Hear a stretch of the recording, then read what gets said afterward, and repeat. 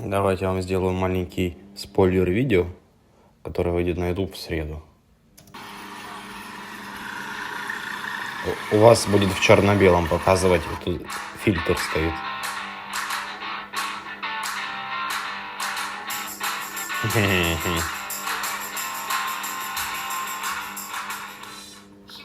Hello, hello.